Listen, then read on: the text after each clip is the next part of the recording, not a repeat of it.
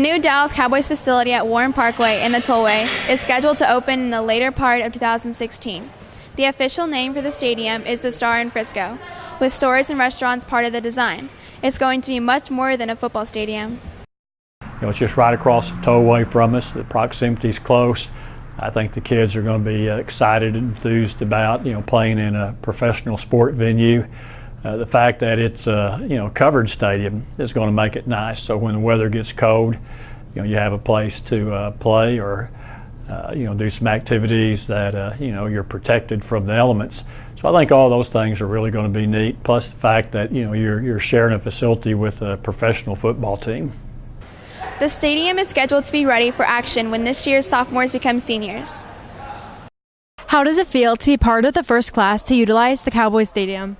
I think of it as an honor to be able to be the first class, and I'll be ready to see how it affects us and how it affects our game.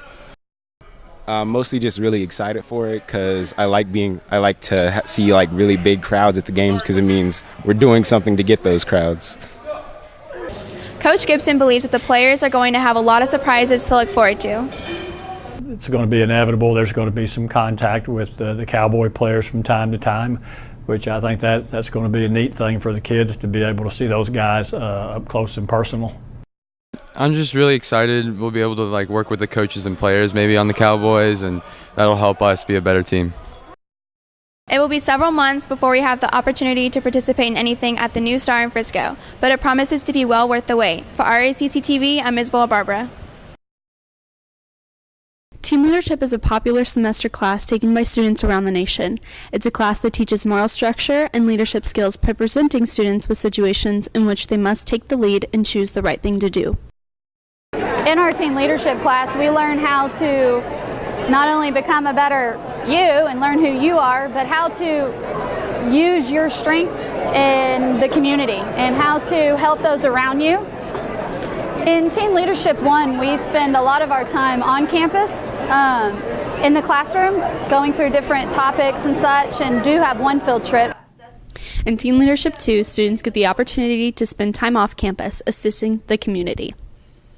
We actually go off campus basically every day. Boys and Girls Club, nursing home, local elementary schools, and have the opportunity to servant leadership in our own community. In Teen 2, we go off campus and we help out at the Boys and Girls Club, help them do their homework, or we go to the nursing home and just play games with them. It's kind of fun. We get pretty intense in our classroom and the kids share a lot. We have confidentiality rules and stuff in place, and while doing so they tend to become more relaxed with each other, become friends with people they may not typically be friends with. Even the teacher has something to enjoy in Teen Leadership. We do a lot of role play and we have a lot of fun in there, so I know I enjoy that, and I think the kiddos enjoy that as well. The thing that I enjoy most is the friends that you make, and it's like a really connecting class. You get to know people really fast.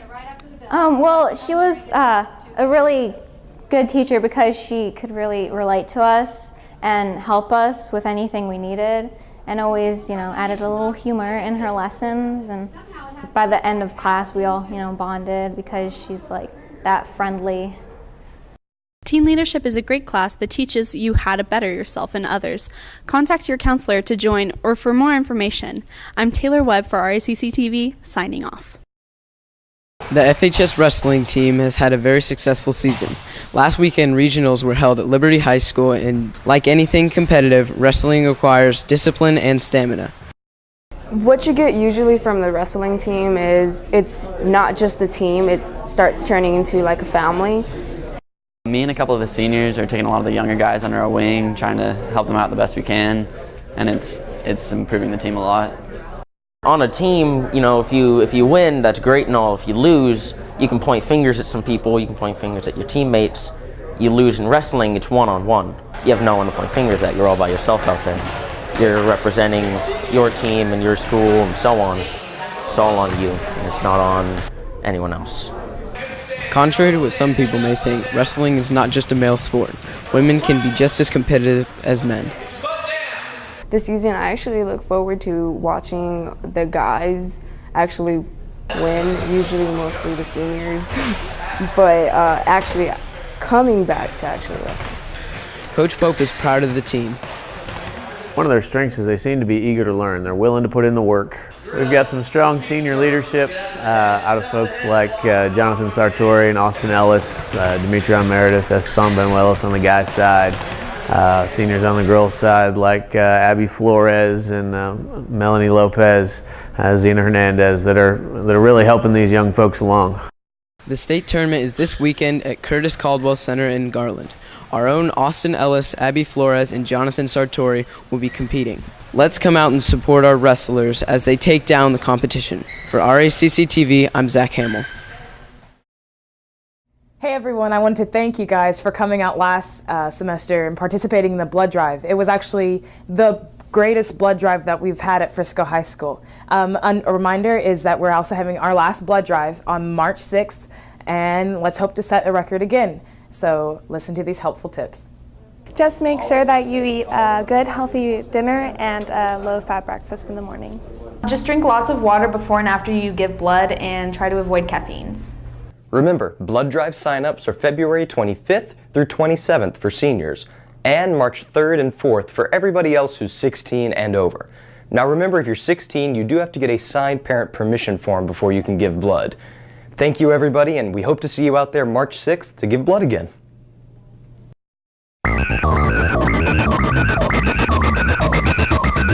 As much as we all walk around our school every day, we all seem to know our way around pretty well. But as our second semester begins and some of our classes change, many students still need things like textbooks, VOE forms, or even SAT and ACT scores.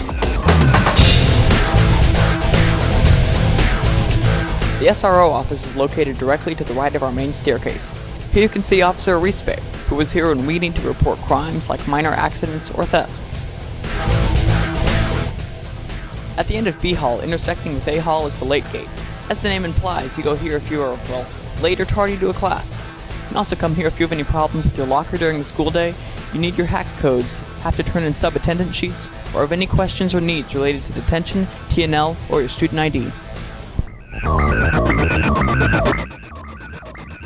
To the right of the late gate is this office, where you'll find our Associate Principal, Miss Wyatt, and Assistant Principal, Mr. Roberton. He's your Assistant Principal if your last name begins with L through RE. Miss Gonzalez is the Secretary for Mr. Roberton and Miss Wyatt. She can help issue textbooks and also handles graduation issues. Next door down the hall is where our Principal, Miss Palacios' office is. If you need to meet with Miss Palacios, you'll set up an appointment with Miss Trevino, the Campus Secretary. Miss Trevino can also help you if you need the UIL waiver.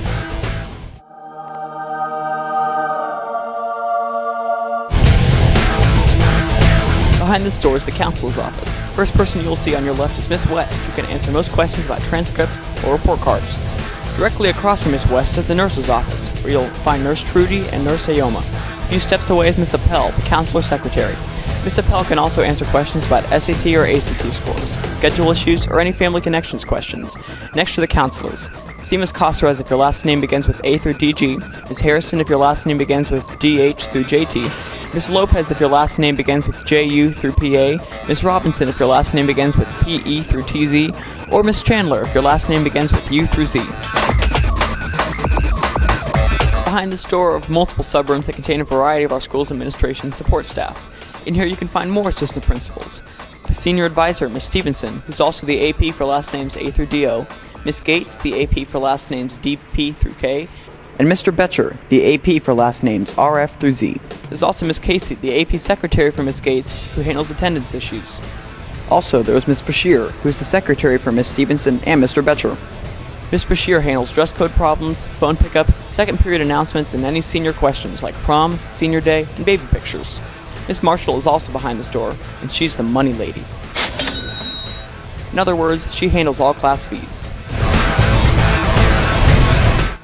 Finally, we come to the front office, which is the first place everyone sees upon entering the school. This is where you find Miss Sullivan and Miss Brajas. They handle VOE forms, excused absence notes, lost and found items, the senior box, and parking passes.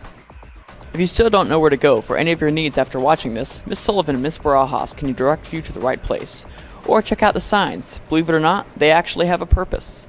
For Racc TV, I'm John Waterman. This Week in History. On February 15, 1994, a federal court jury ruled Michael Jackson did not steal the idea for his hit song Dangerous from a Denver woman who had sent him a demo tape. On February 16, 2014, 12 Years a Slave and Gravity dominate wins at the British Academy of Film and Television Art Awards, also known as BAFTA. On February 17, 1960, Elvis Presley won his first gold record for the album Elvis. On February 18, 1929, the first Academy Awards are announced. Emil Jennings won Best Actor and Janet Gaynor won Best Actress. On February 19, 1942, President Franklin Roosevelt signed an executive order placing Japanese Americans in internment camps for the duration of World War II. On February 20th, 1944, Batman and Robin are introduced to the public in newspaper comic strips. On February 21st, 1937, Waldo Waterman's Aerobile, the first successful flying car, took flight. And that is This Week in History. Good morning, fellow raccoons. Welcome to the Weekend Weather Watch. I'm your host with the absolute most, Jacob Jose. And I'm Chen Tu. Where do all you new kids keep coming from? What do you mean? Well, there's two Chens. And then that little rapper boy, right? Yeah? And then who knows where the intern is? Oh, okay. Well, today it will be stormy with a high of 68 and a low of 62. Saturday it will be stormy with a high of 68 and a low of 40. And Sunday we might see snow with a high of 43 but a low of 27. The wrestling team is attending the state tournament at Curtis Cadwell Center in Garland tomorrow, while the swimming team and diving team is attending their state meet in Austin. Well, that's all we got for today. Nothing else. For Racc TV, I'm Jacob Jose. And I'm Chen Tu. No, you're not. I am.